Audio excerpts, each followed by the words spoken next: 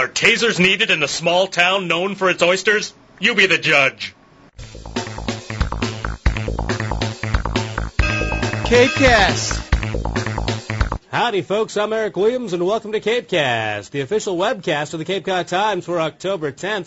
We have shocking taser content in the second half of the show. But first, let's take a look at news. In the unsure world of Cape insurance, Attorney General Martha Coakley has recommended a 29% decrease in the cost of insurance for Cape homeowners covered by the pricey FAIR plan. In recent years, thousands of Cape residents have been forced into the state-created plan as private insurance companies have stopped covering the area, citing the possibility of devastating hurricane losses. In the Closer to God department, the Community of Jesus in Orleans has taken a forward step in its effort to build a 100-foot-high bell tower. The town's Historic District Committee did not make a decision to deny the tower within the required 45 days of the application, so the project has been kicked up to the Cape Cod Commission for review. In the Bad Guys Zap department, Wellfleet Police Chief Richard Rosenthal told selectmen last night that he'd like to see officers equipped with taser-like electroshock weapons. Selectmen postponed a decision while they investigate the issue further, and CapeCast immediately launched an investigation of our own into this shocking matter. The X-26 fires two probes up to a distance of 21 feet, transmitting pulsed energy into the central nervous system of the target, safely causing immediate incapacitation.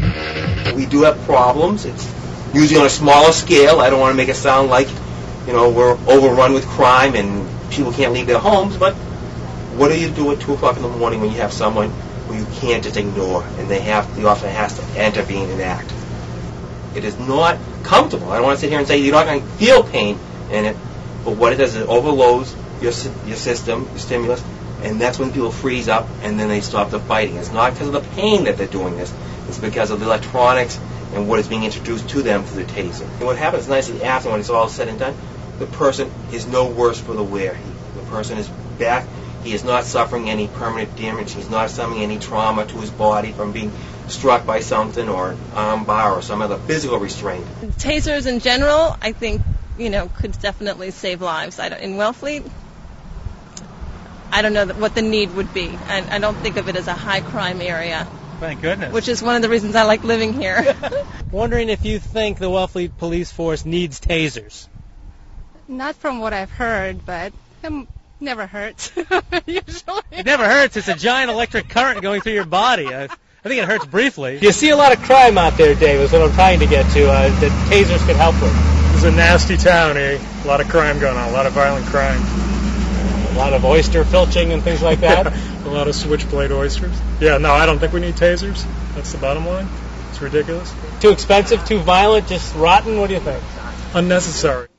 And of course, today's taser technology is a considerable improvement over the clunky prototypes that CapeCast tested back in the early 1980s.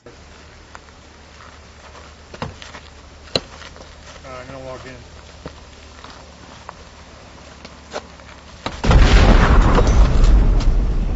Not much left. Book 'em anyway. Now let's sizzle over the world of sports. In the serving, blocking, spiking world of girls' high school volleyball, Nauset numbed Cape Tech 3-0 yesterday. Okay, let's check the all-important Cape and Islands weather forecast, backed by video from Town Cove in Orleans this morning. For tonight, rain likely mainly before 9 p.m., then a chance of drizzle. Patchy fog after 3 a.m., otherwise cloudy with a low around 54. For Thursday, a chance of drizzle, then a chance of rain after noon. Patchy fog before noon, otherwise cloudy with a high near 65.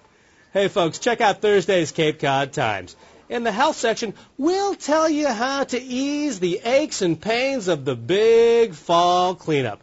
And by the way, we want to welcome all our new TV friends from the Outer Cape who can now see CapeCast at 7:55 a.m. on Channel 17. It's nice to have you folks along. Please drop us a line at CapeCast@CapeCodOnline.com. Okay, we've got to get out of here. This has been CapeCast for October 10th. Till next time, see ya! CapeCast.